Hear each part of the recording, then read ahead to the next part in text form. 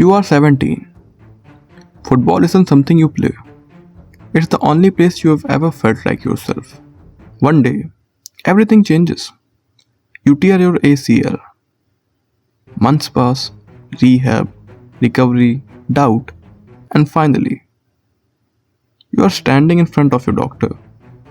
He looks at your scans, then says something you will never forget. One more tear, and you will never play football professionally again. Imagine hearing that when football is the only future you have ever imagined. Now, let me ask you something. Not about Chigiri, about you. If you knew that one wrong step, one unlucky tackle, one more injury could end the dream you have spent your entire life chasing, would you still play? Most people already know the correct answer. Protect your knee, protect your future, be realistic. So why didn't Chigiri? At first, he didn't. His body has healed, his permissions hadn't. Every sprint became a negotiation. Every decision carried a question. Is this run worth everything? And maybe that's understandable. Maybe you would make the same choice, and maybe I would too. Because from the outside it sounds responsible. But what if playing it safe is the biggest risk of all? Because dreams rarely die in one decision, they disappear, one reasonable excuse at a time.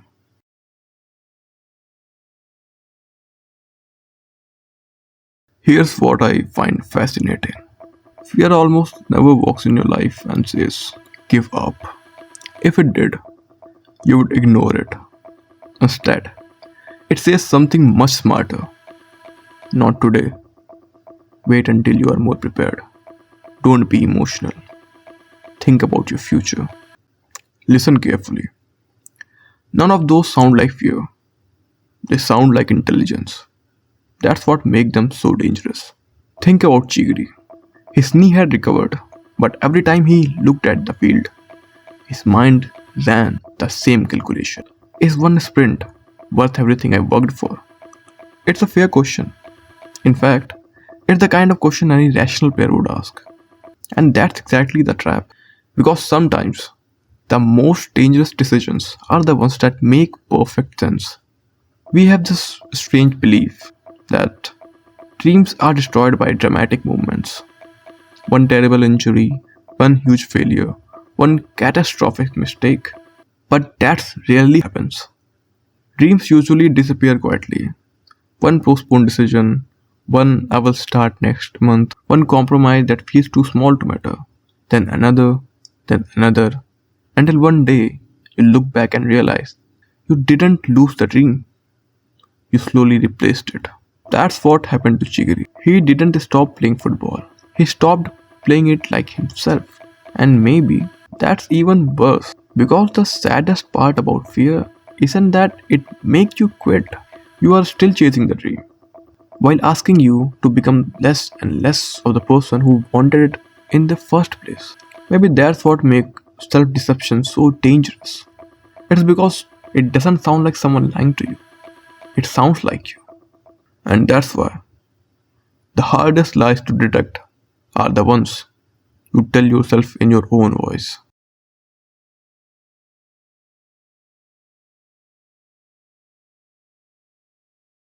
Can I ask you something?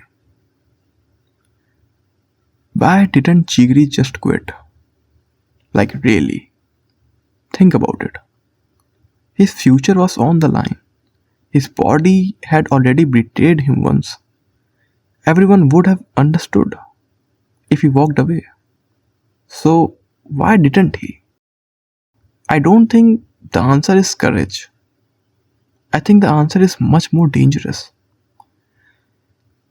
There comes a point when a dream stops being something you want and it starts becoming a part of who you are. That's what football had become for Chigiri. It wasn't just a sport, it was the language he understood himself through.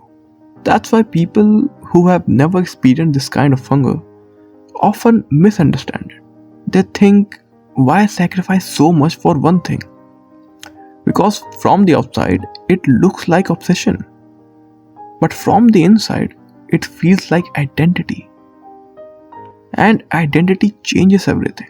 Once something becomes part of who you are, walking away doesn't feel like making a smarter decision. It feels like abandoning yourself. That's why I don't think extraordinary people are built differently. I think they simply find something that becomes more valuable than certainty. Not because certainty isn't important, but because living without that thing stops feeling like living at all. The feel hadn't changed, his knee hadn't changed, the risk hadn't changed. The only thing that changed was the answer to one question: who do I become if I let fear decide this for me? The people who change history rarely ask, is it worth it? They spend their life asking a different question: who would I become if I stopped?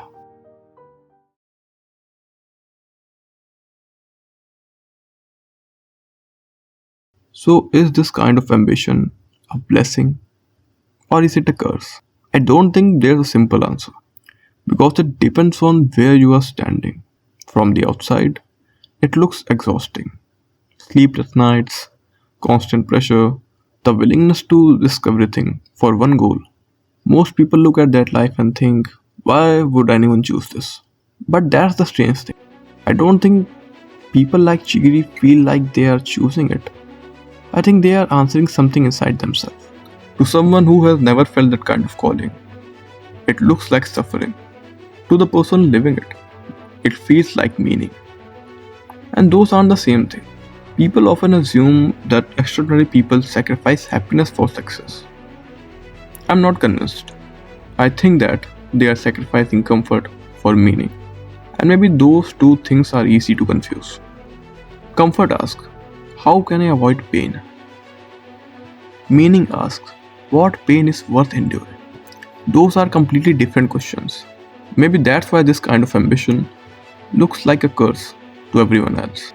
Because they see the sacrifices, they don't feel the meaning behind them. And maybe that's also why people who have found something worth chasing rarely ask, is this too hard? They ask something else. If I walk away, who do I become? Maybe that's the real reward. Not reaching the dream, but becoming someone who finally knows what they are willing to suffer for.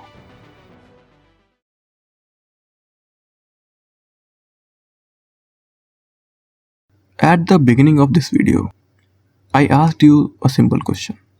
If one more injury could end your football career, would you still play? I don't think that's the question anymore. Because this was never really about Chigiri.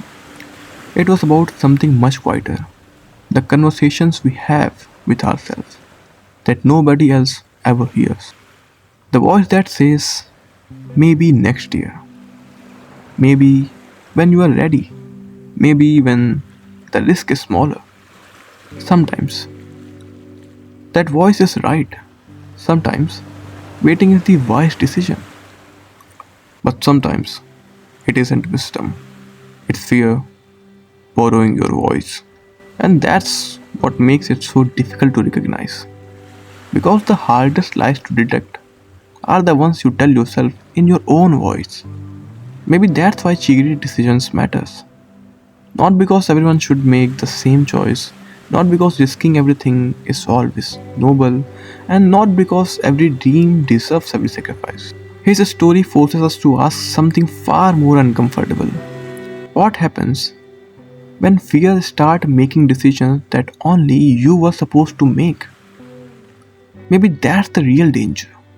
Not that fear will make you fail, but that one day you will mistake its voice for your own. So I'm not going to ask you whether you would done what Chigri did. I'm going to ask you something much harder. What decision in your life feels responsible but might actually be fear wearing the mask of responsibility? Don't answer me. Answer yourself.